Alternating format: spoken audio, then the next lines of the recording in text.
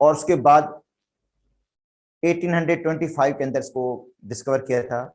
उसके बाद 20 साल के बाद 1845 के अंदर हॉफमैन ने इसको आइसोलेट किया था कोल टार से। तो ये इसका इंट्रोडक्शन है स्टार्टिंग के पेज के अंदर कि डिस्कवरी किसने की थी और आइसोलेट किसने किया था।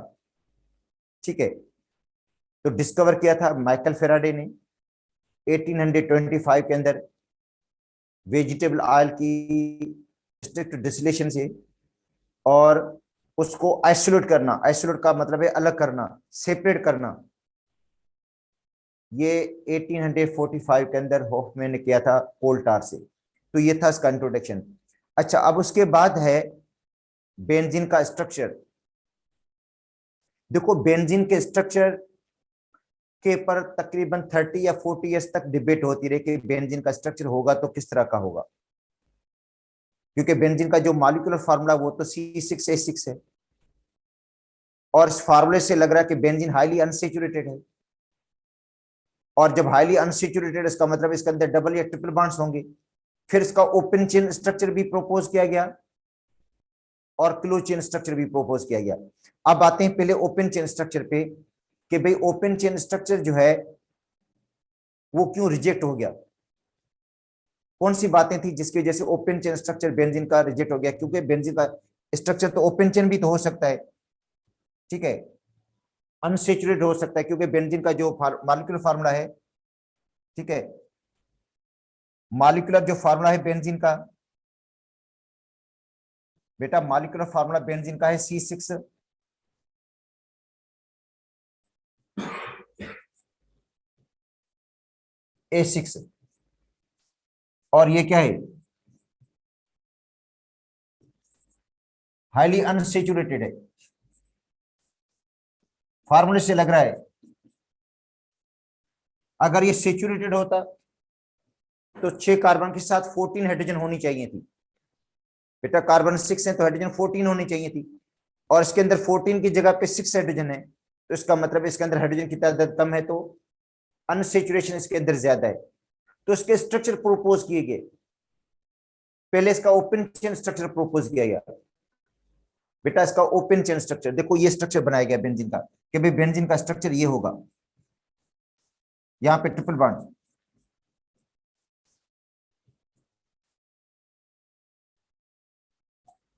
दूसरा ये स्ट्रक्चर। अब देखो इसका मॉलिक्यूलर फार्मूला C6H6 है, इसका जो मॉलिक्यूलर फार्मूला है वो C6H6 है। ये स्ट्रक्चर प्रोपोज किया गया बेंजीन का, और ये है 1,5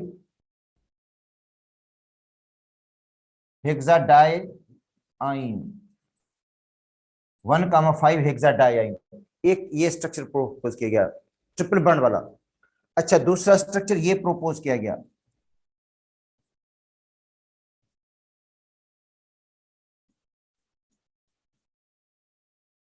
ये वाला।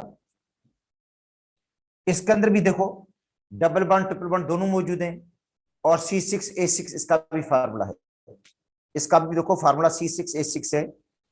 तो इसमें 1,5 हेक्साइन और 5 आइन। पहले ये स्ट्रक्चर प्रोपोज किए गए क्योंकि सारी सारी पॉसिबिलिटी को देखा गया कि बेंजीन का स्ट्रक्चर किस तरह का हो सकता है। अच्छा, जब ये स्ट्रक्चर प्रोपोज किया गया और बाद में इस पर डिस्कशन हुआ, तो भाई ये जो स्ट्रक्चर्स हैं जिनमें डबल या ट्रिपल बॉन्ड्स हैं, इसको पोटेशियम परमैंगनेट के साथ रिएक्शन करना चाहिए, क्योंकि ओपन चेन जो अनसेचुरेटेड होते हैं वो पोटेशियम परमैंगनेट के साथ रिएक्ट करते हैं और पोटेशियम परमैंगनेट को डीकलराइज कर देते हैं। ठीक है, अगर बेंजीन का स्ट्रक्चर इस तरह का है तो ये पोटेशियम परमैंगनेट को इसको डीकलराइज करना चाहिए, पोटेशियम परमैंगनेट के साथ रिएक्शन करना चाहिए। मगर जब पता चला कि बेंजीन तो पोटेशियम परमैंगनेट के साथ रिएक्ट नहीं करता, पोटेशियम परमैंगनेट से स्टेबल है, पोटेशियम परमैंगनेट को डीकलराइज नहीं करता है, तो इसका मतलब है कि बेंजीन का स्ट्रक्चर फिर इस टाइप का नहीं होगा। अगर इस टाइप का स्ट्रक्चर होता बेंजीन का, इस तरह का स्ट्रक्चर होता, तो ये पोटाशियम परमैंगनेट को डीकलराइज कर देता, पोटाशियम परमैंगनेट के साथ रिएक्ट करता, क्योंकि अल्कीन और अल्काइन जो है वो पोटाशियम परमैंगनेट के साथ रिएक्ट करते हैं और पोटाशियम परमैंगनेट को डीकलराइज कर देते हैं। मगर ये कंपाउंड पोटाशियम परमैंगनेट को डीकलराइज नहीं कर रहा था, मतलब जो बेंजीन था, सॉरी, जो बेंजीन था वो पोटाशियम परमैंगनेट को डीकलराइज नहीं कर रहा था, पोटाशियम परमैंगनेट स्टेबल था। ठीक है, तो इसका मतलब है ये वाला जो स्ट्रक्चर था,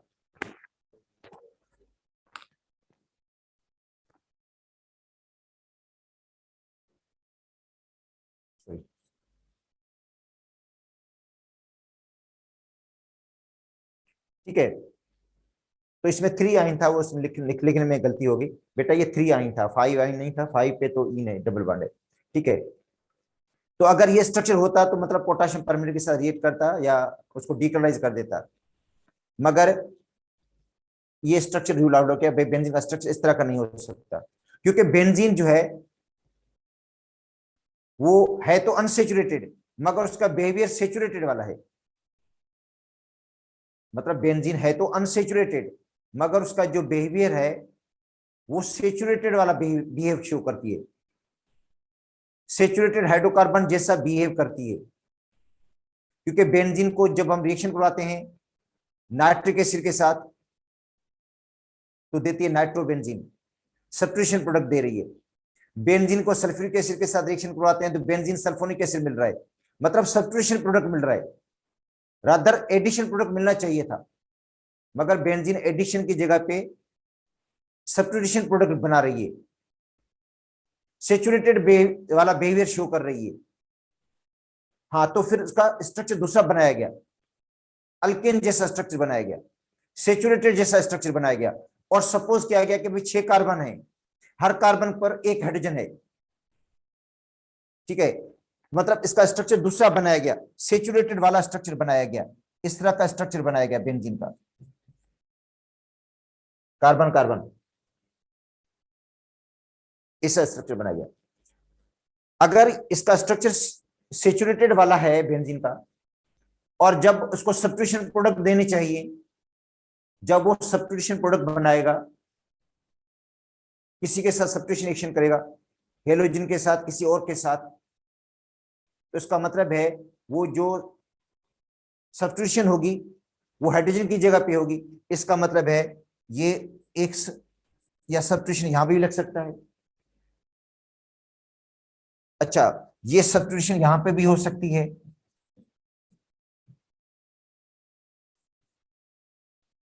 अच्छा ये सब्स्टिट्यूशन यहां पे भी हो सकती है, कार्बन 6 है, तो अब देखो सब्स्टिट्यूशन पहले कार्बन पे भी हो सकती है, सब्स्टिट्यूशन दूसरे कार्बन पे भी हो सकती है, सब्स्टिट्यूशन तीसरे कार्बन पे भी हो सकती है, क्योंकि हाइड्रोजन को रिप्लेस करना है हमने, हाइड्रोजन को रिप्लेस करके उसकी जगह पे सब्स्टिट्यूशन होनी है, तो इसका मतलब है 3 सब्स्टिट्यूशन प्रोडक्ट बन गए। सब्स्टिट्यूशन कितने प्रोडक्ट बन रहे हैं? 3, मगर बेंजीन जो है वो मोनो सब्स्टिट्यूट प्रोडक्ट बनाती है। देखो, अगर बेंजीन को रिएक्शन करा दे नाइट्रिक एसिड के साथ तो नाइट्रोबेंजीन बनता है, 1 नाइट्रो, 2 नाइट्रो, 3 नाइट्रोबेंजीन नहीं बनेगा, सिर्फ नाइट्रोबेंजीन बनेगा। अगर बेंजीन को हम सल्फ्यूरिक एसिड के साथ रिएक्शन कराते हैं तो बेंजीन सल्फोनिक एसिड बनता है, और सल्फोनिक एसिड जो है वो 1, 2, 3 नहीं बनते। या बेंजीन को हम क्लोरीन के साथ रिएक्शन करवाते हैं तो 1 क्लोरो बेंजीन बनता है, 2 क्लोरो, 3 क्लोरो बेंजीन नहीं बनते। तो इसका मतलब बेंजीन के अंदर जो सब्स्टिट्यूशन हो रही है उसमें जो मोनोसब्स्टिट्यूट प्रोडक्ट बन रहा है वो तो एक टाइप का बन रहा है।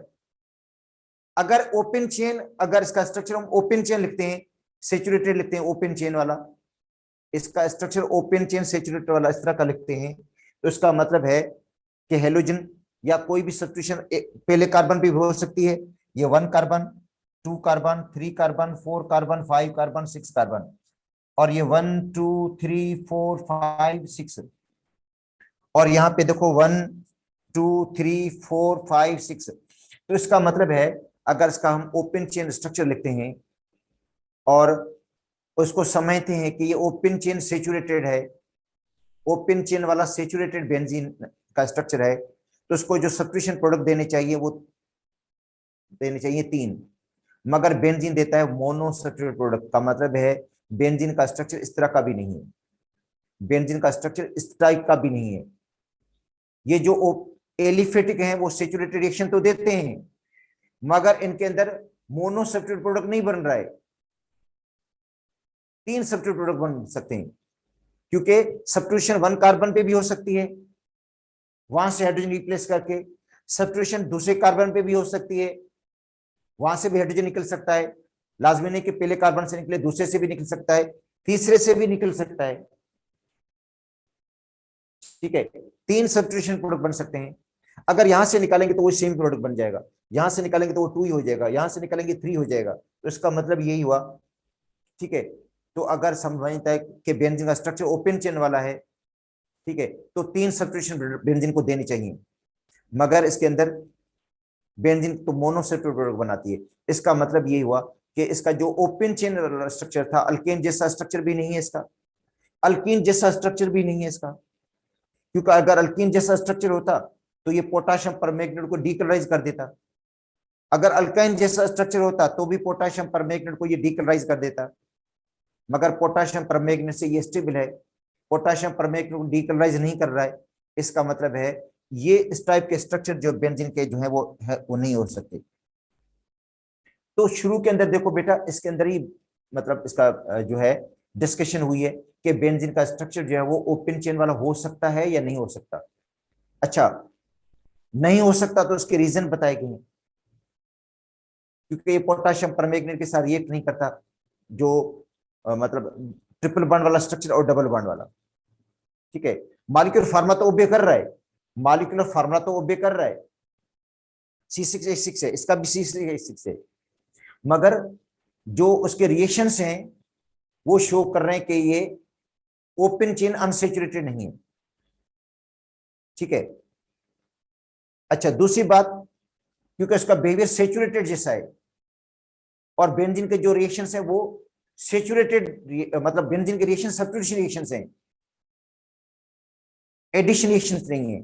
अच्छा, बेंजीन अगर सपोज कहते हैं सब्स्टिट्यूशन प्रोडक्ट दे रही है, तो सब्स्टिट्यूशन प्रोडक्ट अगर इसका चेन ओपन चेन वाला है तो उसको ट्राई सब्स्टिट्यूट प्रोडक्ट देना चाहिए, मतलब हेलोजन 1 पे भी, मतलब ये जो सब्स्टिट्यूशन 1 पे भी होना चाहिए, 2 पे भी होना चाहिए, 3 पे भी, मगर बेंजीन इस तरह नहीं दे रही है, बेंजीन दे रही है मोनो सब्स्टिट्यूट प्रोडक्ट, मगर बेंजीन के अंदर जो मोनो सब्स्टिट्यूशन हो रही है, सब्स्टिट्यूशन प्रोडक्ट मिल रहा है, एक मिल रहा है, ज्यादा नहीं मिल रहे हैं। तो उसके बाद जो है वो केक्यूल ने जो बेंजीन का स्ट्रक्चर दिया गया था, 40 साल तक इसकी बेस मुबासा होता रहा, और आखिर में जो केक्यूल का स्ट्रक्चर था बेंजीन का ring structure, hexagonal ring structure, ठीक है, उसको सही समझा गया कि ये जो बेंजीन का रिंग स्ट्रक्चर है, हेक्सागोनल रिंग स्ट्रक्चर है, वो सही है, क्योंकि उसके अंदर 3 डबल बॉन्ड। अच्छा, एक चीज और भी बता दूं, एक चीज और भी है इसके अंदर, सपोज करते हैं ये स्ट्रक्चर हम प्रोपोज करते हैं, तो इसके अंदर एडिशन रिएक्शन होंगे, तो इसके अंदर 4 मोल क्लोरीन के ऐड होंगे। इसके अंदर हम एडिशन अगर क्लोरीन की करें तो इसके अंदर देखो 2 पाई बॉन्ड यहां पे है, 2 यहां पे पाई बॉन्ड है, 2 पाई बॉन्ड को तोड़ेंगे 4 सिग्मा बॉन्ड बनेंगे, 4 मोल क्लोरीन के ऐड होंगे। इसके अंदर क्लोरीन के 4 मोल ऐड होते हैं, इसके अंदर 4 मोल हाइड्रोजन के भी ऐड होते हैं। नीचे वाला कंपाउंड के अंदर भी देखो, एक पाई बॉन्ड, दूसरा पाई बॉन्ड, 2 यहां पे पाई बॉन्ड, 4 पाई बॉन्ड्स हैं। जब इसके अंदर हम क्लोरीन ऐड करेंगे तो 4 मोल क्लोरीन के अंदर इसके अंदर भी ऐड होंगे, 4 मोल हाइड्रोजन के इसके अंदर भी ऐड होंगे। जबकि बेंजीन के अंदर जब एडिशन होती है तो 3 मोल ऐड होते हैं। यहां से पता चला कि बेंजीन के अंदर 3 पाई बॉन्ड्स हैं। देखो, बेंजीन में जब हम क्लोरीन ऐड करते हैं या हाइड्रोजन ऐड करते हैं तो 3 मोल हाइड्रोजन के ऐड होते हैं बेंजीन के अंदर, 3 मोल क्लोरीन के ऐड होते हैं बेंजीन के अंदर। तो इसका मतलब है बेंजीन के अंदर जो पाई बॉन्ड्स हैं वो 3 हैं, और इन दोनों के अंदर पाई बॉन्ड 4-4 मौजूद हैं। तो इसका मतलब है इनका स्ट्रक्चर बेंजीन का इस तरह तो नहीं हो सकता, क्योंकि इन दोनों के अंदर 4-4 पाई बॉन्ड्स मौजूद हैं। 4 मोल क्लोरीन के भी ऐड होंगे इसके अंदर, 4 मोल हाइड्रोजन के भी ऐड होंगे। जबकि बेंजीन में तो 3 मोल ऐड होते हैं। तो इसका मतलब स्ट्रक्चर बेंजीन का इस टाइप का नहीं हो सकता। ठीक है, एक तो ये पोटाशियम परमैंगनेट के साथ रिएक्ट कर लेता है, बेंजीन पोटाशियम परमैंगनेट के साथ रिएक्ट नहीं करती। दूसरी बात ये कि इसके अंदर 4 मोल क्लोरीन के ऐड होते हैं, हाइड्रोजन के भी 4 मोल इन दोनों स्ट्रक्चर के अंदर ऐड हो जाते हैं। इनके अंदर 4-4 पाई बॉन्ड्स हैं, जबकि बेंजीन के अंदर 3 पाई बॉन्ड्स हैं, क्योंकि 3 मोल क्लोरीन के ऐड हो रहे हैं, मतलब 3 पाई बॉन्ड मौजूद हैं। मत देखिए बेंजीन के अंदर 3 पाई बॉन्ड्स मौजूद हैं, इसकी निशानदेही कहां से हो रही है? क्योंकि इसके अंदर 3 मोल क्लोरीन के ऐड होते हैं, 3 मोल हाइड्रोजन के ऐड होते हैं, जो निशानदेही करते हैं, जो इंडिकेट करते हैं बेंजीन में 3 पाई बॉन्ड्स हैं, जबकि इनके अंदर दोनों के अंदर 4-4 पाई बॉन्ड्स हैं। इसका मतलब बेंजीन का स्ट्रक्चर इन जैसा नहीं हो सकता। ठीक है, तो ये इस पर देखो पहले बहस किया गया था कि ये इसका स्ट्रक्चर इस तरह का हो सकता है या नहीं हो सकता।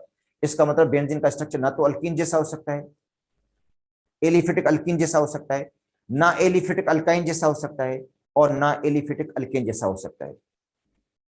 अच्छा, तो होगा तो किस तरह का होगा? तो उसके बाद जो बेंजीन का स्ट्रक्चर दिया था वो दिया था केक्यूल ने। अच्छा, वो था रिंग स्ट्रक्चर।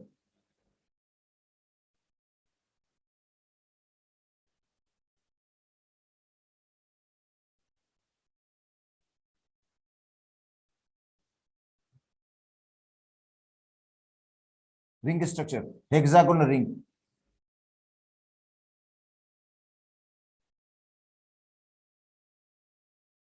ये रिंग स्ट्रक्चर था बेंजीन का, जिसके अंदर 3 डबल बॉन्ड्स थे।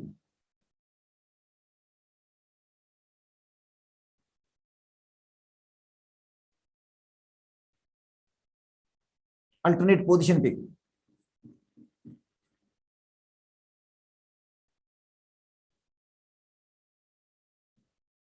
अल्टरनेट देखो पोजीशन पे 3 डबल बॉन्ड्स हैं, और जब इसके अंदर हम 3 मोल क्लोरीन के ऐड करेंगे, मतलब ये जो केक्यूल के स्ट्रक्चर से ये प्रूव हो गया कि बेंजीन के अंदर 3 डबल बॉन्ड्स हैं, 4 डबल बॉन्ड्स नहीं है, मगर 3 डबल बॉन्ड्स हैं, क्योंकि इसके अंदर क्लोरीन के 3 मोल ऐड होते हैं और हाइड्रोजन के भी 3 मोल ऐड होते हैं। इसी से इंडिकेशन होती है कि बेंजीन के अंदर 3 पाई बॉन्ड्स मौजूद हैं, 4 पाई बॉन्ड्स नहीं। और ये केक्यूल के स्ट्रक्चर को सपोर्ट कर रहे थे, क्योंकि केक्यूल ने भी बेंजीन के अंदर 3 डबल बॉन्ड्स बनाए थे। केक्यूल का जो स्ट्रक्चर है वो भी शो कर रहा है कि बेंजीन के अंदर 3 डबल बॉन्ड्स हैं, 3 डबल बॉन्ड्स हैं, 3 सिंगल बॉन्ड्स हैं। ठीक है, और जब उसके अंदर हम 3 मोल हाइड्रोजन के ऐड करते हैं तो साइक्लोहेक्सेन बन जाता है, और जब 3 मोल क्लोरीन के ऐड करते हैं स्लाइड की मौजूद में, तो हेक्साक्लोरोसाइक्लोहेक्सेन बन जाता है, जो इंडिकेट करता है कि बेंजीन के अंदर 3 डबल बॉन्ड्स हैं। ठीक है, और केक्यूल के स्ट्रक्चर की सपोर्ट करते हैं, सपोर्ट हो रही है उनसे, मतलब केक्यूल के जो स्ट्रक्चर की सपोर्ट है वो इसी से हो रही है कि उसके अंदर 3 मोल हाइड्रोजन के ऐड होते हैं, 3 मोल क्लोरीन के ऐड हो जाते हैं। ठीक है, और 3 डबल बॉन्ड्स हैं, 3 सिंगल बॉन्ड्स हैं। अच्छा, दूसरी बात ये, केक्यूल के स्ट्रक्चर से इसकी भी बात की सपोर्ट होती है कि जब क्लोरीन के अंदर हम सब्स्टिट्यूशन रिएक्शन करवाते हैं, सिर्फ बेंजीन के अंदर जब हम सब्स्टिट्यूशन रिएक्शन करवाते हैं तो मोनो सब्स्टिट्यूट प्रोडक्ट बनेगा। वन स्टेप पे देखो, ये बेंजीन है, जब उसके अंदर हम क्लोरीन ऐड करेंगे in the presence of ferric chloride catalyst, तो मोनो सब्स्टिट्यूट प्रोडक्ट बनेगा। क्लोरीन कहीं भी लगा देंगे सेम प्रोडक्ट बनेगा। यहां पे क्लोरीन लग जाएगा तो भी वही होगा, मोनोक्लोरो बेंजीन बनेगा। यहां पे भी क्लोरीन लगा दें, इधर लगा दें, इधर लगा दें, इधर लगा दें, किसी भी कार्बन पे क्लोरीन लगाएंगे तो आपको सिंगल प्रोडक्ट मिलेगा। तो इसका मतलब है बेंजीन में जो 6 कार्बन है वो इक्विवेलेंट है, सब एक जैसे हैं, और इनमें जो हाइड्रोजन है वो सब एक जैसी रिएक्टिव है। पहले समझाया जाता था कि बेंजीन में एक हाइड्रोजन रिएक्टिव है, बेंजीन में एक हाइड्रोजन रिएक्टिव है जो सब्स्टिट्यूशन प्रोडक्ट देती है, और दूसरी स्टेटमेंट ये थी कि बेंजीन में जो 6 हाइड्रोजन हैं वो एक जैसी रिएक्टिव हैं, किसी को भी रिप्लेस कर दें, किसी को भी रिमूव कर दें, सिमिलर प्रोडक्ट मिलेगा, सेम प्रोडक्ट मिलेगा। इसका मतलब है कि हाइड्रोजन को यहां से भी आप रिमूव कर सकते हैं, क्लोरोबेंजीन मिलेगा, यहां से हाइड्रोजन निकालेंगे क्लोरोबेंजीन। इसका मतलब है 6 कार्बन से किसी से भी कार्बन से हाइड्रोजन आप निकाल दें तो आपको जो मिलेगा वो मिलेगा क्लोरोबेंजीन। इसका मतलब बेंजीन का जो स्ट्रक्चर है हेक्सागोनल स्ट्रक्चर है, सब कार्बन जो है इक्विवेलेंट है, सब कार्बन एक जैसे हैं, किसी भी कार्बन से आप हाइड्रोजन को रिप्लेस करके उसकी जगह पे सब्स्टिट्यूशन कर सकते हैं, आपको सिंगल प्रोडक्ट मिलेगा। इसका मतलब है सिंगल जो फिनोल मिलेगा आपको, 2 फिनोल 3 फिनोल नहीं होगा। सिंगल नाइट्रोबेंजीन मिलेगा आपको, सिंगल क्लोरोबेंजीन मिलेगा आपको। इसका मतलब है बेंजीन के ऊपर जब सब्स्टिट्यूशन करते हैं तो सिंगल प्रोडक्ट बनता है। अगर सपोज करते हैं ओपन चेन स्ट्रक्चर होता, हेक्सेन जैसा स्ट्रक्चर होता, तो 1 क्लोरोहेक्सेन बन सकता था, 2 क्लोरोहेक्सेन, 3 क्लोरोहेक्सेन। इसका मतलब है उसके जो सब्स्टिट्यूशन थी, ठीक है, अगर 1 कार्बन पे क्लोरीन हटा, हाइड्रोजन हटाकर क्लोरीन लगा देंगे तो 1 क्लोरोबेंजीन बन जाएगा। सॉरी, अपना जो है 1 क्लोरोहेक्सेन, 2 क्लोरोहेक्सेन, 3 क्लोरोहेक्सेन। इसका मतलब बेंजीन का स्ट्रक्चर ओपन चेन वाला नहीं है। बेंजीन का जो स्ट्रक्चर है वो हेक्सागोनल रिंग वाला है, जिसमें सब कार्बन एक जैसे हैं। किसी भी कार्बन में से हाइड्रोजन को रिप्लेस करेंगे तो आपको सिमिलर प्रोडक्ट मिलेगा, सेम प्रोडक्ट मिलेगा, ठीक है। हाँ, तो अगर डाई सब्स्टिट्यूशन करेंगे तो आपको 3 प्रोडक्ट मिलेंगे बेटा। सिंगल सब्स्टिट्यूशन पे एक आपको मिलेगा, मोनो सब्स्टिट्यूशन प्रोडक्ट मिलेगा, ये मोनो है। अगर डाई सब्स्टिट्यूशन होगी, सपोज करते हैं बेंजीन के ऊपर एक ग्रुप लगा हुआ है और दूसरा ग्रुप लगाएंगे आप, बेंजीन के ऊपर एक ग्रुप लगा हुआ है पहले से ही, ठीक है, मौजूद है, वो कहीं भी लगाओ। अगर इसके अंदर दूसरा ग्रुप आप लगाएंगे वाई ग्रुप, तो वाई ग्रुप जो है वो आर्थो पे भी लग सकता है, पेरा पे भी लग सकता है, मेटा पे भी लग सकता है। इसका मतलब है जो सेकंड सब्स्टिट्यूशन बेंजीन के अंदर होगी वो यहाँ पे होगी, यहाँ पे भी हो सकती है। तो ये आर्थो प्रोडक्ट बन गया, ये बन गया आर्थो प्रोडक्ट। इसका मतलब जो दूसरा ग्रुप है, अगर ये सेकंड पे लग जाता है, यहाँ पे लग जाता है या यहाँ पे लग जाता है या इस कार्बन पे लगेगा, तो आपको क्या मिलेगा? सिंगल प्रोडक्ट मिलेगा, सेम प्रोडक्ट मिलेगा। ये वाई इधर पे यहाँ पे लगा दें या इस जगह पे लगा दें, ये आर्थो प्रोडक्ट है।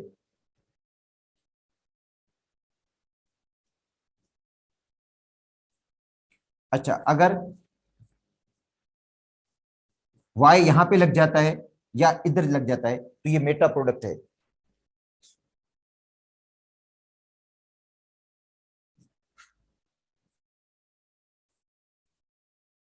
और इधर अगर आप लगा देते हैं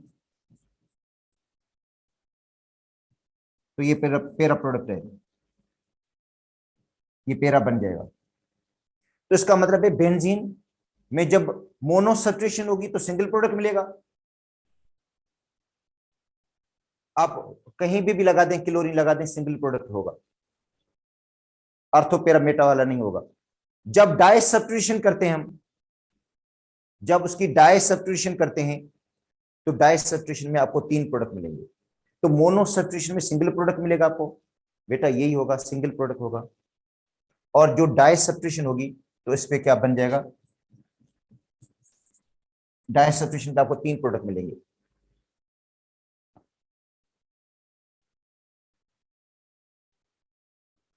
अच्छा, वहां पे देखो, अगर इसको ओपन चेन स्ट्रक्चर कर रहे थे हम, ओपन चेन स्ट्रक्चर में मोनो सब्स्टिट्यूशन पे 3 प्रोडक्ट हमें मिल रहे थे। देखो, मोनो सब्स्टिट्यूशन पे इसके 3 प्रोडक्ट मिल रहे थे, क्योंकि वो जो एक्स था, इस कार्बन भी लग सकता था, इस कार्बन पे भी लग सकता था, इस पे लगता, तो इसका मतलब है तीनों अलग अलग प्रोडक्ट बनते। तो इसका स्ट्रक्चर जो है वो ओपन चेन जैसा नहीं था, इसलिए।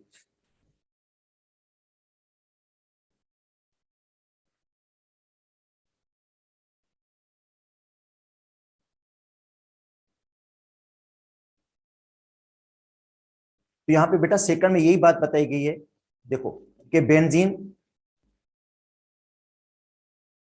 में जब मोनो सब्स्टिट्यूशन होती है तो सिंगल प्रोडक्ट मिलता है, और जब डाई सब्स्टिट्यूशन होगी तो आपको 3 प्रोडक्ट्स मिलेंगे, क्योंकि वो जो सेकंड ग्रुप होगा वो अर्थो पे भी लग सकता है, मेटा पे भी लग सकता है और पेरा पे भी लग सकता है, ठीक है।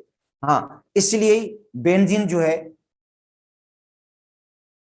1 फिनोल, 1 नाइट्रोबेंजीन, 1 क्लोरोबेंजीन देती है, 2 क्लोरोबेंजीन या 3 क्लोरोबेंजीन नहीं देती मोनो सब्स्टिट्यूशन पे। इसका मतलब है क्लोरीन किसी भी कार्बन पे लग जाए, पहला जो क्लोरीन है किसी भी कार्बन पे लगेगा, नंबरिंग वहां से स्टार्ट कर लेंगे हम। नंबरिंग जो होगी वो उधर से स्टार्ट हो जाएगी, जहां पे क्लोरीन लगा है, जहां पे फिनोल लगा है, वहां से हम नंबरिंग करेंगे, उसको नंबर 1 दे देते हैं इसके अंदर। और जब डाई सब्स्टिट्यूशन होती है तो डाई सब्स्टिट्यूशन में आपको 3 प्रोडक्ट मिलेंगे, अर्थो, मेटा और पेरा वाले। ठीक है।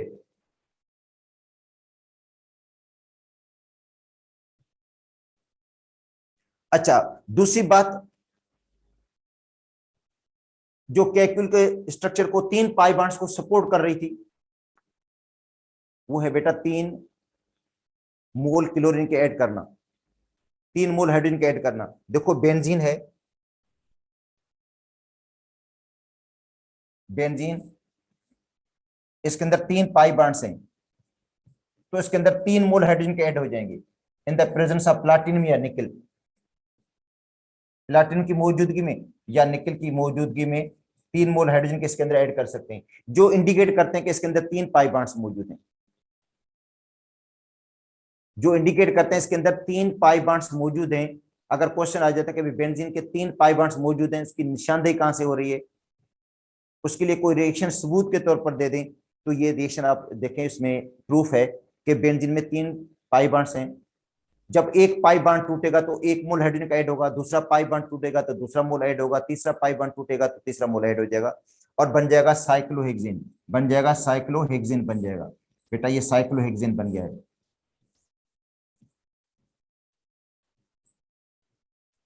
या हम कहेंगे इसको C6H12, कार्बन 6 है और हाइड्रोजन 12 है इसके अंदर, साइक्लोहेक्सेन। हाँ, बेंजीन में जब 3 मोल क्लोरीन के ऐड करेंगे हम in the presence of sunlight, sunlight की मौजूदगी में, तो हेक्साक्लोरोसाइक्लोहेक्सेन बन जाएगा, तो भी इसमें 3 मोल ऐड होंगे। इसका मतलब है जो इंडिकेट करता है बेंजीन में 3 पाई बॉन्ड्स मौजूद हैं, 4 पाई बॉन्ड्स नहीं है।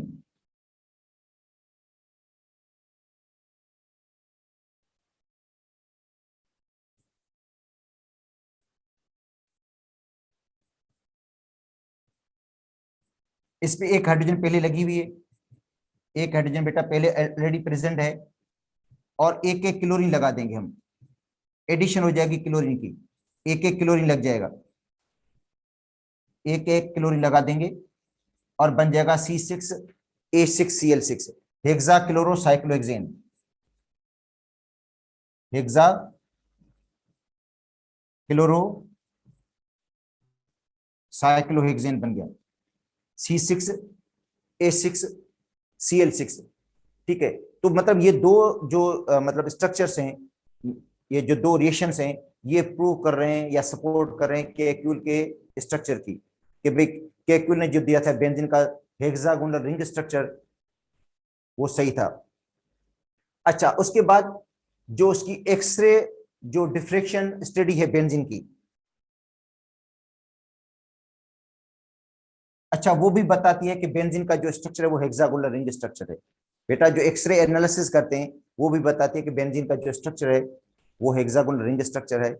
अच्छा, और जिसके अंदर जो एंगल है 120 की एंगल है, और कार्बन कार्बन की जो बॉन्ड लेंथ है, कार्बन कार्बन की बॉन्ड लेंथ 1.397 है, कार्बन कार्बन की जो बॉन्ड लेंथ है वो सभी इक्वल है, जितने भी कार्बन हैं उनकी जो बॉन्ड लेंथ है वो इक्वल है, कार्बन कार्बन की जो बॉन्ड लेंथ है वो 1.397 है, और बॉन्ड एंगल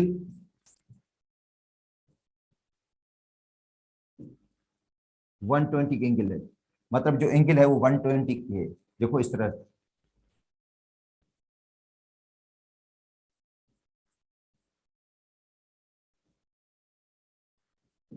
जो एंगल है वो 120 की एंगल है।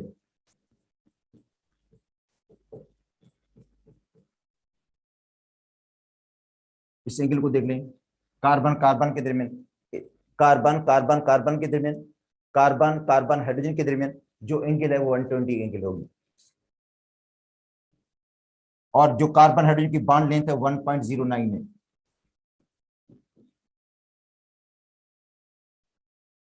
तो एक्सरे एनालिसिस से पता चलता है कि बॉन्ड एंगल जो 120 की है, वो भले कार्बन कार्बन कार्बन कार्बन के दरमियान हो, या ये कार्बन इस कार्बन के दरमियान यहाँ पे बने, वो भी 120 होगी, या जो एंगल है हाइड्रोजन कार्बन कार्बन के दरमियान हो, देखो बेटा, हाइड्रोजन कार्बन, कार्बन के दरमियान, या हाइड्रोजन कार्बन और इस कार्बन के दरमियान हो, एंगल जितने भी हैं 120 के एंगल्स हैं, सारी सारी जो एंगल्स हैं 120 की हैं।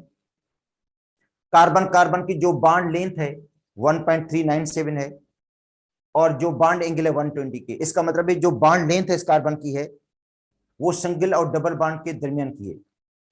बेटा सिंगल और डबल बॉन्ड के दरमियान की बॉन्ड लेंथ है इसकी। देखो सिंगल बॉन्ड में जो बॉन्ड लेंथ है कार्बन की, कार्बन जो सिंगल बॉन्ड होता है अल्केन के अंदर, उसकी जो बॉन्ड लेंथ होती है 1.54 होती है अल्केन के अंदर, और अल्कीन के अंदर जो कार्बन कार्बन की बॉन्ड लेंथ 1.34 है अल्कीन के अंदर। तो इसका मतलब है जो बेंजीन की बॉन्ड लेंथ है, बेंजीन में जो कार्बन कार्बन की बॉन्ड लेंथ है वो इंटरमीडिएट है। तो इसका मतलब है बेंजीन में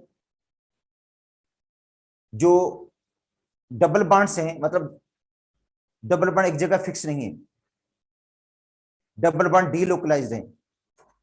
हर कार्बन के पर एक फुल सिग्मा बॉन्ड है और हाफ पाई बॉन्ड है।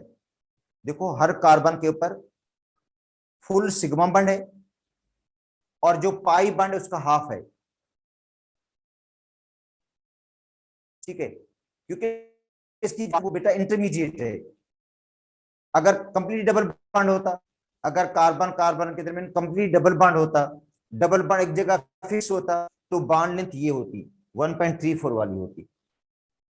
अगर कंप्लीटली सिंगल बॉन्ड होता तो फिर तीन डबल बॉन्ड जो है उनकी बॉन्ड लेंथ अलग होती, जो तीन डबल बॉन्ड है उनकी बॉन्ड लेंथ अलग होती, और सिंगल बॉन्ड उसकी बॉन्ड लेंथ अलग होती। देखें अगर बेंजीन के अंदर हम समझेंगे तीन डबल बॉन्ड्स फिक्स हैं और जो डबल बॉन्ड्स हैं उनकी पोजीशन भी फिक्स है, मतलब ये जो कार्बन कार्बन की बॉन्ड लेंथ होती अलग होती, इसकी बॉन्ड लेंथ अलग होती, इसकी बॉन्ड लेंथ अलग होती। सिंगल जो बॉन्ड थे तीन, उनकी बॉन्ड लेंथ अलग और डबल बॉन्ड की बॉन्ड लेंथ अलग होती बेंजीन के अंदर। मतलब जो सिंगल बॉन्ड वाले थे उनकी बॉन्ड लेंथ 1.54 होती और जो डबल बॉन्ड होता उसकी बॉन्ड लेंथ 1.34 होती। मगर बेंजीन में जो बॉन्ड लेंथ है वो सबकी आइडेंटिकल एक जैसी है 1.397। तो इससे ये अक्स किया गया नतीजा कि बेंजीन में जो बॉन्ड्स हैं वो इस तरह हैं कि एक फुल सिग्मा बॉन्ड है, एक फुल सिग्मा बॉन्ड, और जो पाई बॉन्ड है उसका समझे हर कार्बन के ऊपर। इसलिए जो बॉन्ड लेंथ है वो क्या इंटरमीडिएट है, कार्बन डबल बॉन्ड और सिंगल बॉन्ड के 1.397 है, ठीक है। अब आते हैं कि केक्यूल ने जो स्ट्रक्चर दिया था बेंजीन, उसके वीकनेस में कौन सी चीज एक्सप्लेन नहीं करता, तो केक्यूल बेंजीन की रिएक्टिविटी को एक्सप्लेन नहीं करता। बेटा केक्यूल जो स्ट्रक्चर है वो बेंजीन की रिएक्टिविटी को एक्सप्लेन नहीं करता, क्योंकि बेंजीन बेंजीन अनसैचुरेटेड है, डबल बॉन्ड्स हैं, उसके बावजूद वो एडिशन रिएक्शन से अवॉइड कर रही है और फेवर कर रही है सब्स्टिट्यूशन रिएक्शन को। मतलब बेंजीन का जो बिहेवियर है वो सैचुरेटेड हाइड्रोकार्बन जैसा है। तो केक्यूल का जो स्ट्रक्चर है या केक्यूल जो है उसको डिस्क्राइब नहीं करता बेंजीन की लेस रिएक्टिविटी को, कि बेंजीन लेस रिएक्टिव क्यों है। अच्छा, बेंजीन की स्टेबिलिटी को, बेंजीन ज्यादा स्टेबल है, अल्कीन से ज्यादा स्टेबल है। मतलब एक ऐसा हम हाइपोथेटिकल अल्कीन बनाए जिसके अंदर तीन डबल बॉन्ड्स हों। बेटा एक अल्कीन बनाते हैं जिसके अंदर तीन डबल बॉन्ड्स हैं, जब उसको हम कंपेयर करते हैं बेंजीन के साथ तो बेंजीन उसी से ज्यादा स्टेबल है।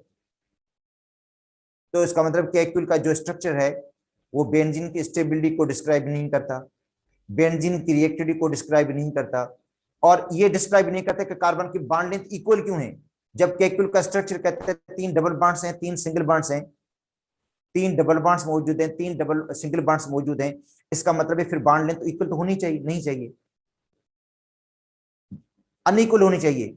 कार्बन कार्बन डबल बॉन्ड की बॉन्ड लेंथ अलग होनी चाहिए, कार्बन कार्बन सिंगल बॉन्ड की अलग होनी चाहिए, मगर सारी कार्बन की बॉन्ड लेंथ इक्वल है। तो इसका मतलब ये है, ठीक है, उसको भी डिस्क्राइब नहीं करता कि कार्बन कार्बन की जो बॉन्ड लेंथ है वो इक्वल क्यों है, ठीक है। तो ये चीजें हैं जिनको केक्यूल का स्ट्रक्चर या जो बेंजीन की एक्स्ट्रा स्टेबिलिटी है उसको भी डिस्क्राइब नहीं करता।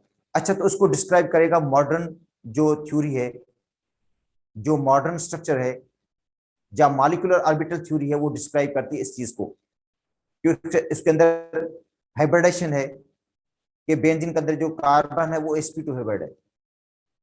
बेटा मॉलिक्यूलर ऑर्बिटल थ्योरी इस बात को डिस्क्राइब करती है, बेंजीन के एक्स्ट्रा स्टेबिलिटी को, कि बेंजीन में जो कार्बन है sp2 हाइब्रिड है। तो यहाँ पे बेटा ऑब्जेक्शन भी दिया गया, वो मैं आपको बता दिया है, ठीक है।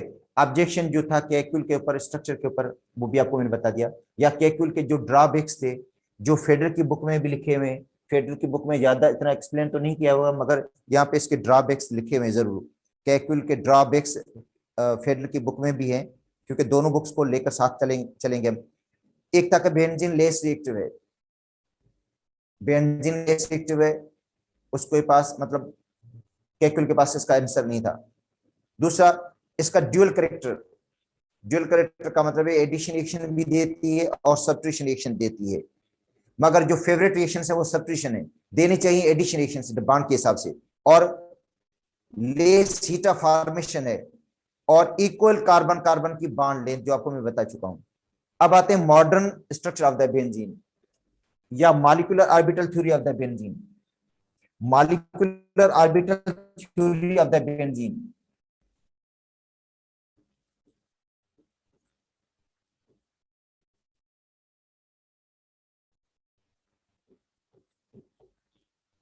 Molecular orbital theory of benzene. देखो बेटा एमओटी के मुताबिक, मॉलिक्यूलर ऑर्बिटल थ्योरी के मुताबिक, बेंजीन का जो मॉलिक्यूलर फार्मूला है वो C6H6 है। Carbon of benzene sp2 hybrid, जो बेंजीन में कार्बन है वो sp2 हाइब्रिड है, कंटेनिंग 3 sp2 हाइब्रिड ऑर्बिटल्स। देखो carbon of benzene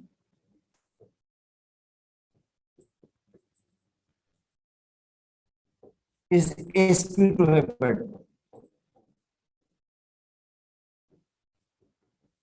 containing 3 sp2 hybrid orbital.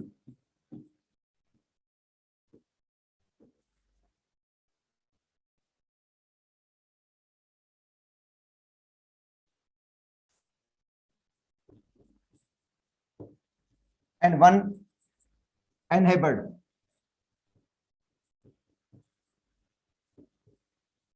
pz orbital। 3 sp2 hybrid orbital हैं और एक अनहाइब्रिड ऑर्बिटल है जो पाई बॉन्ड बनाएगा, ठीक है। और जो 3 sp2 ऑर्बिटल्स हैं, 3 sp2 orbitals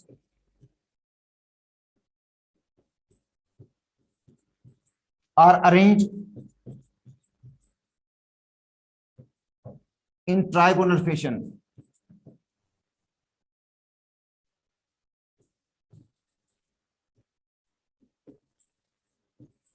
at angle of 120।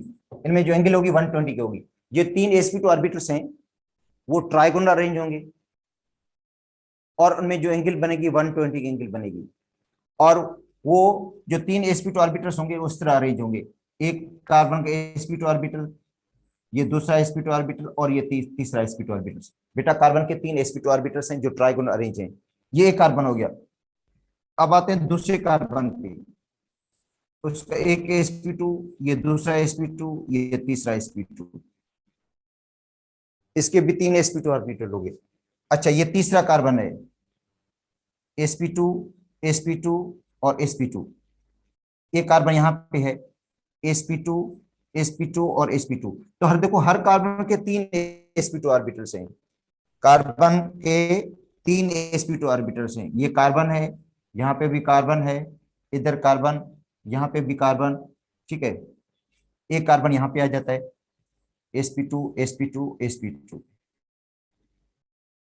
एक कार्बन यहाँ पे आ जाता है, sp2 sp2 ऑर्बिटल और sp2 ऑर्बिटल्स। तो इसका मतलब है हर कार्बन के 3 sp2 ऑर्बिटल्स हैं, हर कार्बन के 3 sp2 ऑर्बिटल जो ट्राइगोनल में अरेंज हैं। अच्छा, अब उनकी ओवरलैपिंग किस तरह होगी? दो sp2 ऑर्बिटल sp2 के साथ ओलेप होंगे। ये sp2 ऑर्बिटल देखो sp2 के साथ ओलेप हो रहा है और यहाँ पे सिग्मा बॉन्ड बनाएगा, यहाँ पे सिग्मा बॉन्ड बनेगा, इधर सिग्मा बॉन्ड बनेगा, यहाँ पे सिग्मा बॉन्ड बनेगा, इधर सिग्मा बॉन्ड बनेगा, इधर सिग्मा बॉन्ड। तो इसका मतलब है 6 सिग्मा बॉन्ड जो है कार्बन कार्बन के दरमियान बन जाएंगे। जो कार्बन के 6 sp2 ऑर्बिटल्स हैं, और 3, हर कार्बन के जो 3 sp2 ऑर्बिटल्स हैं उनमें से 2, हर कार्बन के जो 3 sp2 ऑर्बिटल्स हैं उनमें से 2 इसके साथ ओलेप हो रहे हैं, कार्बन के साथ, और कार्बन के साथ वो सिग्मा बॉन्ड बना रहे हैं। एक सिग्मा बॉन्ड, दूसरा सिग्मा बॉन्ड, तीसरा सिग्मा बॉन्ड, चौथा सिग्मा बॉन्ड, पांचवा छठा सिग्मा बॉन्ड। अच्छा, बाकी हाइड्रोजन के साथ ओलेप होंगे। यहाँ पे हाइड्रोजन आ जाएगी, यहाँ पे हाइड्रोजन आ जाएगी, यहाँ पे हाइड्रोजन आ जाएगी, यहाँ पे हाइड्रोजन आ जाएगी, यहाँ पे हाइड्रोजन आ जाएगी, यहाँ पे हाइड्रोजन आ जाएगी। तो अब देखो, ये कार्बन के sp2 ऑर्बिटल हाइड्रोजन के 1s के साथ ओलेप होगा सिग्मा बॉन्ड, कार्बन के sp2 हाइड्रोजन के 1s के साथ ओलेप होगा सिग्मा बॉन्ड, कार्बन के sp2 हाइड्रोजन के 1s के साथ, कार्बन के sp2 हाइड्रोजन के 1s के साथ, कार्बन के sp2 हाइड्रोजन के 1s के साथ। तो टोटल 12 सिग्मा बॉन्ड्स हो गए। देखो यहाँ पे कार्बन है, ये सिग्मा कार्बन कार्बन के दरमियान बने हैं, और ये सिग्मा बॉन्ड कार्बन हाइड्रोजन के दरमियान बने हैं। तो ये बेंजीन का स्ट्रक्चर है देखो, जिसमें सारे सिग्मा बॉन्ड्स अभी शो किए हमने। और एंगल जो 120 की बनेगी, एंगल जो बनेगी 120 की एंगल होगी, वो कार्बन कार्बन कार्बन के दरमियान या कार्बन कार्बन हाइड्रोजन के दरमियान जो एंगल बनेगी, यहाँ पे जो एंगल बनेगी वो 120 की होगी। इसका मतलब है 12 सिग्मा बॉन्ड्स हैं, 12 सिग्मा बॉन्ड्स हैं।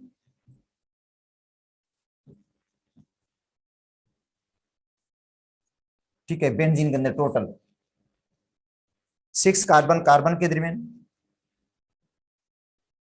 और 6 जो बनेंगे कार्बन और हाइड्रोजन के दरमियान बनेंगे सिग्मा बॉन्ड। तो अच्छा, बाकी बचेगा एक अनहेबिड ऑर्बिटल। बेटा ये सारे सिग्मा बॉन्ड है, जितने भी सिग्मा बॉन्ड थे, ओ सॉरी, जितने भी sp2 हाइब्रिड ऑर्बिटल थे उन्होंने सारे सिग्मा बॉन्ड बना लिए। जितने भी sp2 ऑर्बिटल थे उन्होंने सारे सिग्मा बॉन्ड बना दिए। हर कार्बन के पास 3 sp2 ऑर्बिटल थे, जिनमें से देखो 2 जो है वो कार्बन के साथ ओवरलैप हो रहे हैं, कार्बन के sp2 के साथ ओवरलैप होकर सिग्मा बॉन्ड बना रहे हैं। इनमें से देखो 2 की ओवरलैपिंग कार्बन कार्बन के साथ हुई है, और एक की कार्बन हाइड्रोजन के दरमियान हुई है ओवरलैपिंग। तो हर कार्बन का जो 3 sp2 है इनमें से 2 कार्बन के साथ ओवरलैप हो रहे हैं, और एक हाइड्रोजन के साथ ओवरलैप हो रहा है, और सिग्मा बॉन्ड बना रहा है। अच्छा, बाकी बचेगा एक अनहेबिड ऑर्बिटल। हर कार्बन के पास एक ऑर्बिटल जो अनहेबिड है। ठीक है, देखो ये कार्बन हो गया, यहाँ पे भी कार्बन है, यहाँ पे भी कार्बन, इधर कार्बन, यहाँ पे कार्बन, इधर कार्बन, ये कार्बन। तो 6 कार्बन है, और हर कार्बन के पास एक ऑर्बिटल अनहेबिड है, जिसकी 2 लोब्स होंगी।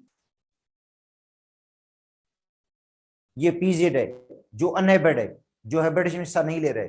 ये पीजेड है जो अनहेबिड है, हैबिटेट में हिस्सा नहीं ले रहे।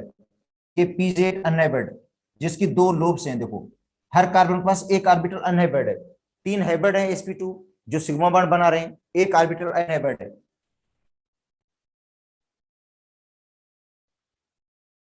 ठीक है, तो देखो 6 पीजेड ऑर्बिटल्स हैं, पीजेड ऑर्बिटल्स, ये पैरेलल ओलेप होंगे और बनाएंगे पाई बॉन्ड। ये पैरेलल ओलेप बनाएंगे पाई बॉन्ड। अच्छा, अब ये जो पी है, ये पीजेड, ठीक है, इसके साथ भी पार्शली होता है, इसके भी होगा पार्शली।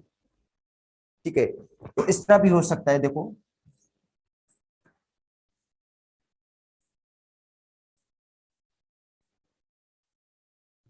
अगर इनकी ओवरलैपिंग इस तरह हुई है, तो यहाँ पे पाई बॉन्ड बनेगा। अगर इनकी ओवरलैपिंग यहाँ पे हुई है तो यहाँ पे पाई बॉन्ड बन जाएगा। अगर इनकी ओवरलैपिंग यहाँ पे हुई है तो यहाँ पे पाई बॉन्ड बन गए। तो इसका मतलब ये 3 पाई बॉन्ड्स बन गए, 3 पाई बॉन्ड्स। यहाँ पे पाई बॉन्ड बना, इधर पाई बॉन्ड, और वो भी अल्टरनेट पोजिशन पे। देखो इधर पाई बॉन्ड, यहाँ सिग्मा बॉन्ड, इधर पाई बॉन्ड, इधर सिग्मा बॉन्ड, इधर पाई बॉन्ड, इधर सिग्मा बॉन्ड।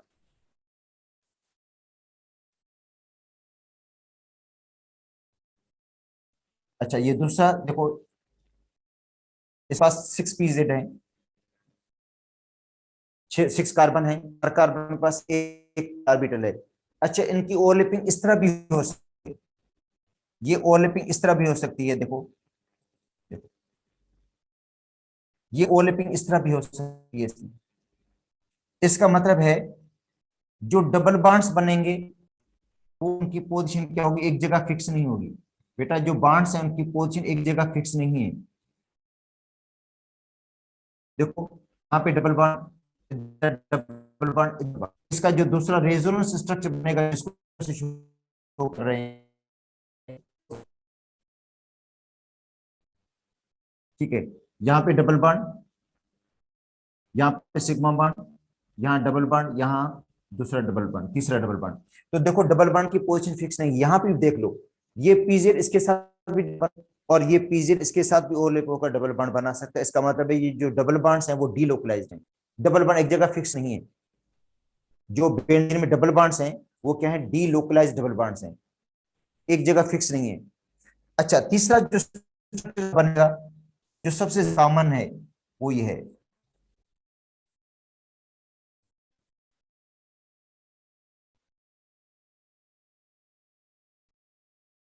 ये हो जाएगा पीजेड, ये पीजेड, ये पीजेड, ये पीजेड है, ठीक। तो ये पीजेड जो है, सारे पीजेड जो है वो पार्शियली आपस में ओवरलैप होंगे, सारे जो पीजेड हैं ये पार्शियली ओवरलैप आपस में हो जाएंगे। इसकी ओवरलैपिंग इसके साथ है, इसकी ओवरलैपिंग इसके साथ भी होगी पार्शियली। इसका मतलब ये जो पीजेड है पार्शियली इसके साथ भी ओवरलैप होगा, पार्शियली इसके साथ भी होगा, और ये जो पीजेड होगा पार्शियली इसके साथ ओवरलैप होगा, पार्शियली इसके साथ, और ये पीजेड पार्शियली इसके साथ भी ओवरलैप हो जाएगा, और ये पीजेड पार्शियली इसके साथ भी ओवरलैप होगा, और ये पीजेड इसके साथ ओवरलैप हो जाएगा। इसका मतलब एक सिंगल मॉलिक्यूलर ऑर्बिटल बनेगा और डीलोकलाइज्ड स्ट्रक्चर। और तो बेंजीन का स्ट्रक्चर ज्यादा कॉमन होगा तो ये वाला होगा, ये वाला सर्किल जिसमें लगा हुआ जो शो करता है डीलोकलाइज्ड इलेक्ट्रॉन्स को। तो ये बेंजीन में जो इलेक्ट्रॉन्स है ये डीलोकलाइज्ड है, बेंजीन में जो पाई इलेक्ट्रॉन्स है डीलोकलाइज्ड है, इसलिए इनकी जो बॉन्ड है वो बेटा इक्वल है। अगर पाई बॉन्ड एक जगह फिक्स होते, पाई बॉन्ड एक जगह फिक्स होते, इसका मतलब है इनकी जो बॉन्ड और इनकी बॉन्ड लेंथ में फर्क होता। मगर बेंजीन में सारी बॉन्ड लेंथ बराबर है, सारी जो बॉन्ड लेंथ बराबर है, ये कि बेंजीन में हर कार्बन के ऊपर एक फुट सिग्मा बॉन्ड है, सिग्मा बॉन्ड है, और जो पार्शियल डबल बॉन्ड है, पार्शियल पाई बॉन्ड है, पार्शियल पाई बॉन्ड, आधा पाई बॉन्ड है। इसका मतलब है हर कार्बन के ऊपर आधा पाई बॉन्ड है, इसीलिए जो उसकी बॉन्ड लेंथ है वो 1.39 है, और बॉन्ड लेंथ कार्बन बॉन्ड और डबल बॉन्ड के दरमियान है 1.39। और जो बेंजीन का स्ट्रक्चर है वो ये इस तरह का होगा, डीलोकलाइज्ड स्ट्रक्चर। जो बेंजीन में इलेक्ट्रॉन्स है वो डीलोकलाइज्ड, और डीलोकलाइजेशन की वजह से स्टेबिलिटी मिली। जो बेंजीन एक्स्ट्रा स्टेबल है, अगर बेंजीन को हम कंपेयर करते हैं साइक्लोहेक्साइन के साथ, ट्राइन का मतलब जिसके अंदर 3 डबल बॉन्ड्स हैं उसके साथ कंपेयर करते हैं, तो बेंजीन उसी से ज्यादा है। जो बेंजीन है 1,3,5 साइक्लोहेक्साट्राइन, 1,3,5 साइक्लोहेक्साट्राइन से ज्यादा स्टेबल है। उसका रीजन क्या है, डीलोकलाइज्ड पाई इलेक्ट्रॉन्स, जो पाई इलेक्ट्रॉन्स है वो डीलोकलाइज हैं, और डीलोकलाइजेशन की वजह से उसको स्टेबिलिटी मिल जाती है। तो इसका मतलब जिसमें डीलोकलाइजेशन होगी, जिसके अंदर कॉन्जुगेशन होगी, वो मॉलिक्यूल ज्यादा स्टेबल होगा। तो बेंजीन में कॉन्जुगेशन है, और कॉन्जुगेशन की वजह से इसके अंदर ज्यादा स्टेबलाइजेशन है, क्योंकि ये जो पाई बॉन्ड्स एक जगह फिक्स नहीं है, मूव करते रहते हैं। पता सबको कहता है ये पाई बॉन्ड्स यहाँ मूव करके आ जाता है, ये पाई बॉन्ड यहाँ मूव करके जाता है, ये पाई बॉन्ड इधर मूव करेगा, और ये पाई बॉन्ड यहाँ पे मूव करेगा, ये पाई बॉन्ड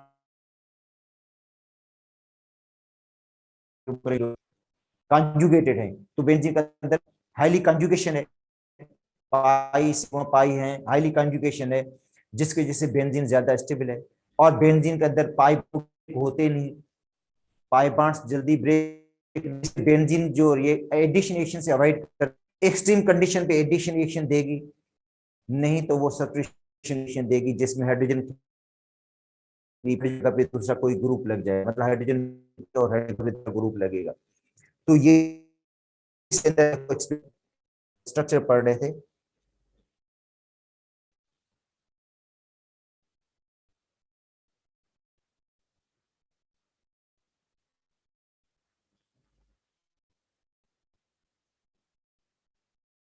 यहाँ पे भी देखो ये बेटा बात की गई है,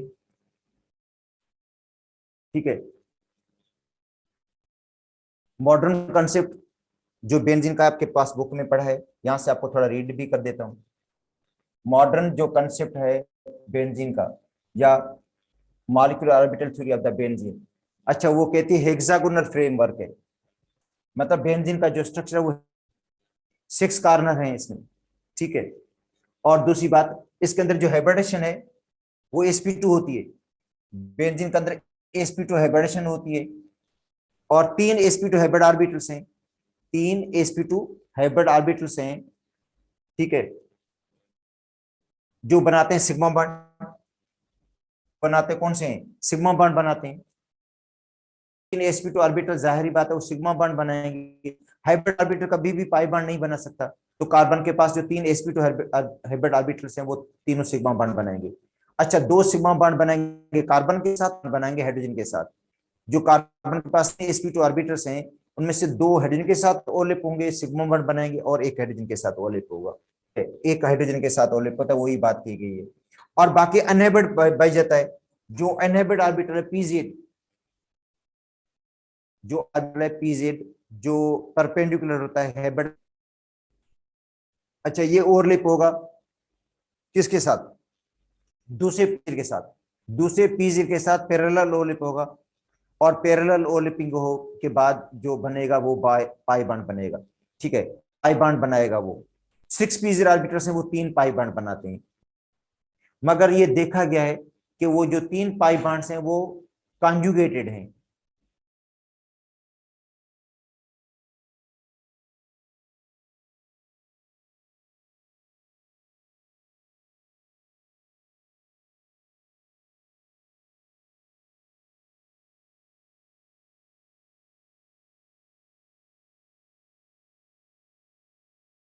होती है 6 पीजर ऑर्बिटल्स की आपस में ओवरलैपिंग हो जाती है, और जिसकी वजह से वो क्या बनाते हैं? क्लाउड बनाते हैं, डिफ्यूज्ड इलेक्ट्रॉन क्लाउड, या डीलोकलाइज्ड पाई बॉन्ड्स बनाते हैं, ठीक है। डिफ्यूज्ड, इसको कहते हैं डिफ्यूज्ड, डिफ्यूज या डीलोकलाइज्ड इलेक्ट्रॉन्स क्लाउड बनाते हैं, ओवरलैपिंग होती है जिसकी वजह से। इसका मतलब है बेंजीन में जो बॉन्ड्स हैं बेटा डीलोकलाइज्ड हैं, डीलोकलाइज्ड पाई बॉन्ड्स हैं, एक जगह फिक्स नहीं है, एक जगह जो डबल बॉन्ड्स हैं वो फिक्स नहीं है। इसलिए बेंजीन का जो स्ट्रक्चर ज्यादातर रिप्रेजेंट किया जाएगा बेंजीन को, वो किया जाएगा ये वाला स्ट्रक्चर, और ये बताता है कि बेंजीन में जो पाई इलेक्ट्रॉन्स है वो डीलोकलाइज है, डीलोकलाइज क्लाउड है पाई इलेक्ट्रॉन्स का, या डिफ्यूज क्लाउड है किसका? पाई इलेक्ट्रॉन्स का। देखो लिखा हुआ है डिफ्यूज या डीलोकलाइज इलेक्ट्रॉन्स क्लाउड। तो ये बेंजीन का स्ट्रक्चर जो कॉमन होगा जो बताता है। अच्छा यही है कि बेंजीन में जो डबल बॉन्ड्स हैं और बेंजीन के जो बॉन्ड लेंथ है वो इक्वल है, इस सबब की वजह से बेंजीन की जो बॉन्ड लेंथ है वो बेटा इक्वल है 1.39। और यही रीजन है कि बेंजीन जो है एडिशन रिएक्शन नहीं दे, इसका सबब ये डीलोकलाइज्ड पाई इलेक्ट्रॉन्स हैं, डिफ्यूज पाई इलेक्ट्रॉन्स हैं, स्टेबल बेंजीन है, बेंजीन ज्यादा स्टेबल हो जाता है किसकी वजह से? इन डीलोकलाइज्ड पाई इलेक्ट्रॉन्स की वजह से, इस कॉन्जुगेशन की वजह से। मतलब कॉन्जुगेशन या डीलोकलाइजेशन जो इलेक्ट्रॉन है वो बेंजीन को ज्यादा स्टेबल देती है, इसके अंदर एडिशन रिएक्शंस हो नहीं पाते, और एडिशन रिएक्शन के लिए पाई बॉन्ड को तोड़ना बहुत मुश्किल हो जाता है। ये जो पाई बॉन्ड्स हैं एक्स्ट्रा स्टेबल हैं, बेंजीन में जो पाई बॉन्ड्स हैं एक्स्ट्रा स्टेबल हैं। अगर उसके हम कंपैरिजन करें ऐसे कंपाउंड्स के साथ जिसके अंदर 3 डबल बॉन्ड्स तो हों मगर वो आइसोलेटेड हों, अगर 3 डबल बॉन्ड आइसोलेटेड हैं, अलग अलग हैं, उनमें कोई एजुकेशन नहीं है, तो उनको तोड़ना आसान है, उनको ब्रेक करना आसान है, वो इजीली ब्रेक हो जाएंगे। क्योंकि एक पाई बॉन्ड को तोड़ने के लिए, एक पाई बॉन्ड जो होता है उसको तोड़ने के लिए अगर उस हाइड्रोजन ऐड कर देते हैं, एक बॉन्ड को हम ब्रेक करते हैं, उसके अंदर हम हाइड्रोजन ऐड करते हैं, तो एनर्जी जो रिलीज होती है वो 120 जो है किलो जूल रिलीज होती है, 120 किलो जूल। अगर दो बॉन्ड्स टूटेंगे तो जो एनर्जी रिलीज होगी वो उसके डबल हो जाएगी। अगर तीन पाई बॉन्ड्स को हम तोड़ेंगे, 3 मोल हाइड्रोजन ऐड करेंगे तो उसकी एनर्जी ट्रिपल हो जाएगी। ठीक है, और उन बॉन्ड्स को तोड़ना इजी होगा, इजीली वो ब्रेक हो जाएंगे। मगर बेंजीन में जो 3 बॉन्ड्स हैं वो डीलोकलाइज हैं, वो कॉन्जुगेटेड हैं, उनमें कॉन्जुगेशन है, डीलोकलाइजेशन है, उसकी वजह से वो ज्यादा स्टेबल हैं, वो डबल बॉन्ड जल्दी ब्रेक नहीं होते। इसलिए जो बेंजीन है वो स्टेबल है उस कॉन्जुगेशन की वजह से। वो कॉन्जुगेशन बेंजीन को ज्यादा स्टेबल कर देती है, 3 डबल बॉन्ड्स हैं उनकी कॉन्जुगेशन। इसलिए बेंजीन के अंदर एडिशन रिएक्शन की जगह पे सब्स्टिट्यूशन रिएक्शंस हो जाते हैं। ठीक है, अब आते हैं stability of the benzene. Benzene की स्टेबिलिटी, बेटा बेंजीन जो है स्टेबल है। कंपैरिजन करें ऐसे एक हाइपोथेटिकल कंपाउंड से जिसके अंदर 3 डबल बॉन्ड तो हों, 3 डबल बॉन्ड हो, वो तीनों आइसोलेटेड हों, तीनों क्या हों, आइसोलेटेड का मतलब अलग अलग हों। अगर उसको बेंजीन के साथ करेंगे तो बेंजीन उसी मॉलिक्यूल से ज्यादा स्टेबल होगा जिसमें आइसोलेटेड डबल बॉन्ड्स हैं। तो इसका मतलब है जितनी कॉन्जुगेशन बढ़ेगी उतनी स्टेबिलिटी बढ़ती है। तो बेंजीन में 3 डबल बॉन्ड्स हैं, तीनों कॉन्जुगेटेड हैं, इससे बेंजीन स्टेबल है। अगर 2 डबल बॉन्ड होंगे वो भी अल्टरनेट पोजीशन पे होते हैं तो उनमें भी कॉन्जुगेशन बढ़ जाती है। अगर 3 बॉन्ड्स होंगे तो कॉन्जुगेशन और बढ़ेगी। और जो हमने पहले अल्कीन के अंदर भी पढ़ा था कि 1,3 पेंटाडाइइन ज्यादा स्टेबल है, 1,3 पेंटाडाइइन ज्यादा स्टेबल है 1,4 पेंटाडाइइन से, क्योंकि 1,3 पेंटाडाइन कॉन्जुगेशन है, पाई सिग्मा पाई हो। तो इसके अंदर भी देखो पाई सिग्मा पाई बॉन्ड है, पाई बॉन्ड है, फिर सिग्मा है, फिर पाई है। तो इसकी वजह से वो बेंजीन जो है वो ज्यादा स्टेबल हो जाती है। अब हम डिस्कस करेंगे extra stability of the benzene कि भाई बेंजीन ज्यादा स्टेबल क्यों है। और बेंजीन की जो एक्स्ट्रा स्टेबिलिटी है वो उसको हम रिलेट करते हैं हीट ऑफ हाइड्रोजनेशन से, हीट ऑफ हाइड्रोजनेशन। तो याद कर लो, जो मॉलिक्यूल ज्यादा स्टेबल होगा तो उसको बॉन्ड को तोड़ने में ज्यादा एनर्जी कंज्यूम हो जाएगी। देखो, जो मॉलिक्यूल स्टेबल है उसका मतलब है उसके बॉन्ड भी स्टेबल होंगे, उनको ब्रेक करने के लिए ज्यादा एनर्जी कंज्यूम होगी, ज्यादा एनर्जी कंज्यूम होगी, और फिर हीट ऑफ हाइड्रोजनेशन कम हो जाएगी। तो बेंजीन की जो हीट ऑफ हाइड्रोजनेशन है वो कम है। इसका मतलब बेंजीन में जब हम हाइड्रोजन ऐड करते हैं, बेंजीन में जब हम हाइड्रोजन ऐड करते हैं तो उसकी हीट ऑफ हाइड्रोजनेशन कम है।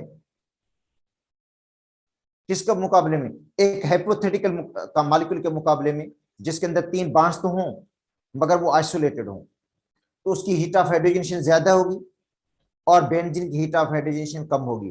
तो रीजन ये है कि बेंजीन स्टेबल है और बेंजीन के मॉलिक्यूल को पाई बॉन्ड को तोड़ने में ज्यादा एनर्जी इस्तेमाल हो जाएगी। बेंजीन में 3 पाई बॉन्ड्स हैं, उनको तोड़ने करने में ज्यादा एनर्जी कंज्यूम हो जाती है। जब एनर्जी कंज्यूम ज्यादा हो जाएगी लाजिम बात है हीट ऑफ हाइड्रोजन हो जाएगी, हीट रिलीज होगी वो कम होगी। तो स्टेबिलिटी ऑफ द बेंजीन।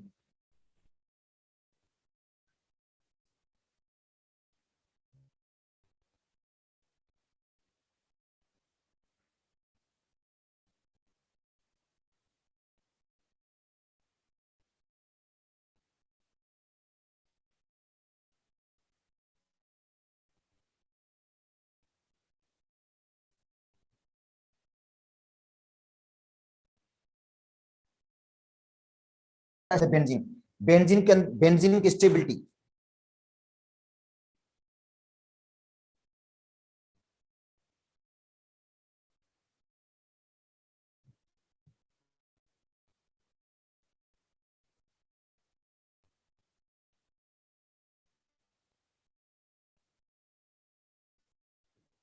देखो बेंजीन की जो स्टेबिलिटी वो एक्चुअली हम कैलकुलेट करेंगे कहां से, उसकी हीट ऑफ हाइड्रोजनेशन। देखो बेंजीन की जो बेटा स्टेबिलिटी है वो कैलकुलेट करते हैं हम हीट ऑफ हाइड्रोजनेशन से।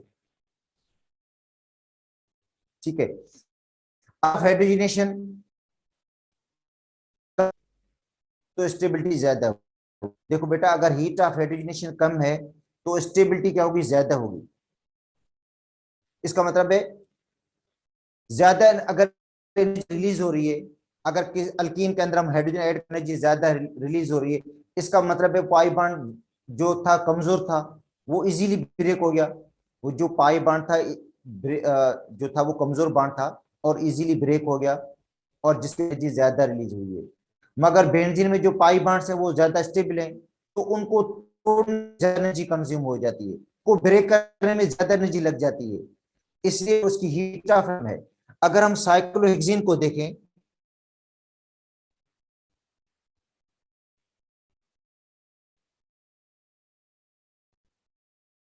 देखो बेटा साइक्लोहेक्सीन को देखें, जिसके अंदर सिर्फ एक पाई बॉन्ड है, साइक्लोहेक्सीन,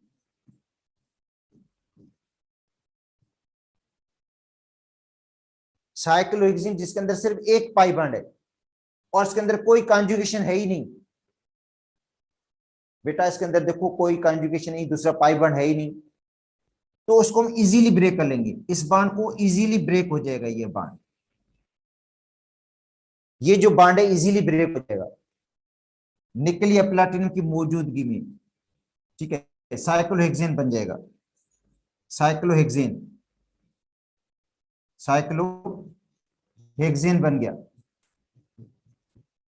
और इसकी जो हीट ऑफ हाइड्रोजनेशन है, डेल्टा एच की वैल्यू जो है वो होगी 120 किलो जूल। किसी बुक में 120 लिखी हुई है, किस में लिखी हुई है 119.5 लिखी हुई है, 119.5 भी लिखी हुई है, किसी में 120 लिखी हुई है, मगर ये वैल्यू होगी इसकी हीट ऑफ हाइड्रोजनेशन की। इसकी ये हीट ऑफ हाइड्रोजनेशन की वैल्यू कितनी किलो जूल हीट रिलीज होगी। अगर इससे कम एनर्जी रिलीज हो रही है, सपोज करते हैं अगर इससे एनर्जी कम रिलीज हुई, इसका मतलब ये स्टेबल होगा, फिर मॉलिक्यूल क्या होगा, स्टेबल होगा, तब हीट रिलीज कम होगी। तो हम देखते हैं बेंजीन के बारे में, क्योंकि बेंजीन में 3 पाई बॉन्ड्स हैं, ये तो सिर्फ एक पाई बॉन्ड था, तो एक पाई बॉन्ड को तोड़ने में कितनी एनर्जी इस्तेमाल हुई है और कितनी एनर्जी रिलीज हुई, 120। इसका मतलब मोल हाइड्रोजन का ऐड करते हैं तो heat of hydrogenation, heat of hydrogenation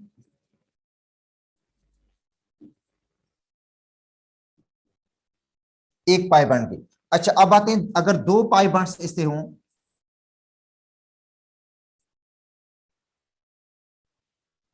2 pi bonds इस तरह हों,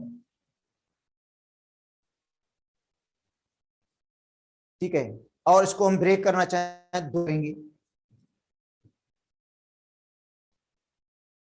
बेटा, दो आए तो 2 मोल हाइड्रोजन के हम ऐड करेंगे इसके अंदर, प्लाटिनम की मौजूदगी में या निकल की मौजूदगी में, और बन जाएगा सेकेंड। क्या बन जाएगा, साइक्लोहेक्सेन बन जाएगा।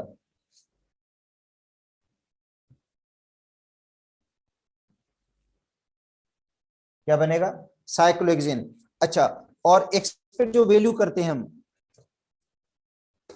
जो एक्सपेक्ट कर रहे थे हम वैल्यू, इसकी डबल होनी चाहिए, क्योंकि जब 1 मोल हम हाइड्रोजन का ऐड करते हैं तो हीट होती है 120, जब 2 मोल हाइड्रोजन का ऐड करेंगे तो एनर्जी कितनी रिलीज होनी चाहिए बेटा, डेल्टा एच की वैल्यू कितनी होनी चाहिए, हिसाब 120 को 2 से हम क्या करेंगे, मल्टीप्लाई करेंगे, तो होनी चाहिए 240। वैल्यू जो रिलीज होनी चाहिए हीट कितनी, 240 होनी चाहिए। अगर 119.5 के हिसाब से लेंगे तो भी 2 से मल्टीप्लाई करेंगे, 239 होने चाहिए।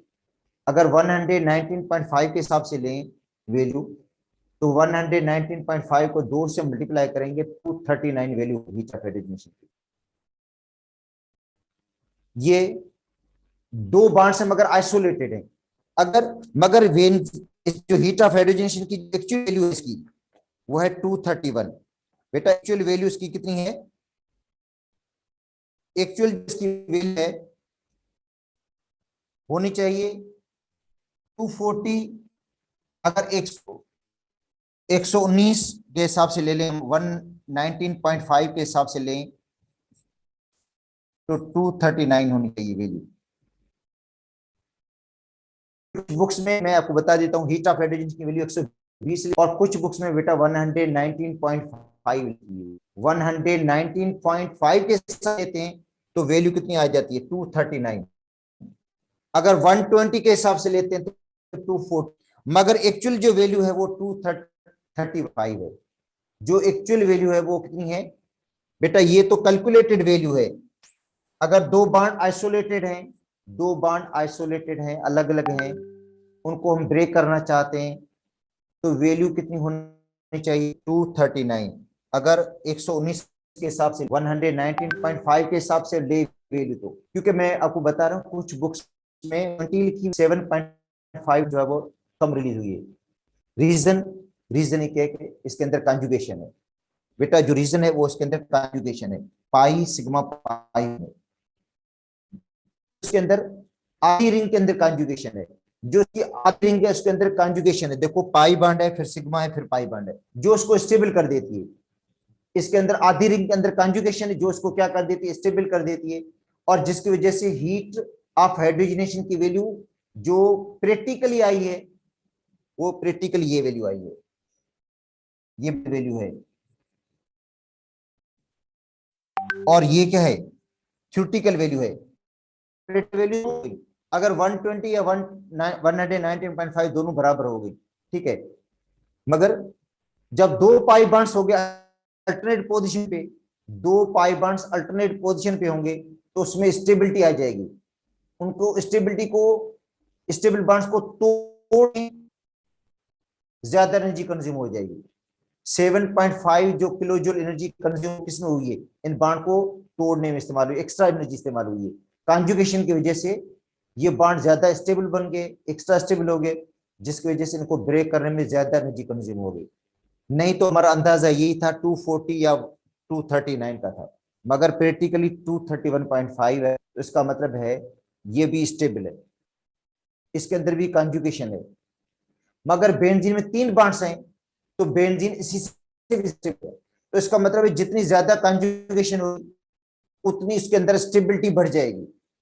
देखो इसके अंदर कोई कॉन्जुगेशन नहीं, एक पाई बॉन्ड, यहाँ पे दो पाई बॉन्ड है वो दोनों कॉन्जुगेटेड हैं, पाई सिग्मा पाई हो जाता है, तो इसका मतलब है कॉन्जुगेशन है, और कॉन्जुगेशन की वजह से उनको बॉन्ड्स को तोड़ने में ज्यादा एनर्जी कंज्यूम होगी, और जिसकी वजह से प्रैक्टिकली हीट ऑफ हाइड्रोजनेशन कम खार्ज होगी, जो हीट ऑफ हाइड्रोजनेशन की वैल्यू होगी कम होगी।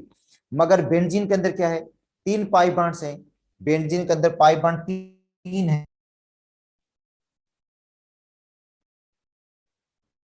तो बेंजीन को अगर कंपेयर करें, एक कंपाउंड हाइपोथेटिकल है बेटा, ये एक हाइपोथेटिकल कंपाउंड लेते हैं, एक हाइपोथेटिकल कंपाउंड जिसके अंदर 3 पाई बॉन्ड्स हैं मगर कोई कॉन्जुगेशन नहीं है, 3 पाई बॉन्ड्स हैं, कोई कॉन्जुगेशन नहीं है इसके अंदर। अगर सपोज करते हैं एक ऐसा मॉलिक्यूल लेते हैं जो 1 2 3 4 5 6 1 पर, 3 पर और 5 पर साइक्लो हेक्साट्राइन 1,3,5 साइक्लो हेक्साट्राइन, और जिसके अंदर सपोज करते हैं कोई कॉन्जुगेशन नहीं है, सपोज करते हैं इसके अंदर कोई कॉन्जुगेशन नहीं है, तीनों पाई बॉन्ड्स आइसोलेटेड हैं, तो एक पाई बॉन्ड को तोड़ने में, एक पाई बॉन्ड जब टूट जाता है और उसके अंदर हाइड्रोजन ऐड कर देते हैं तो एनर्जी रिलीज होती है 120 या 119.5। तो 3 को तोड़ने में कितनी एनर्जी कंज्यूम होगी वो बेटा इसका एस्टिमेशन हो जाती है। अगर इसके अंदर 3 मोल हाइड्रोजन ऐड करेंगे और साइक्लोहेक्सेन बन जाएगा,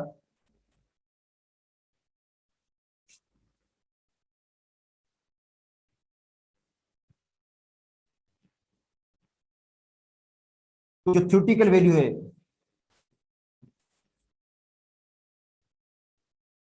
या कैलकुलेटेड वैल्यू है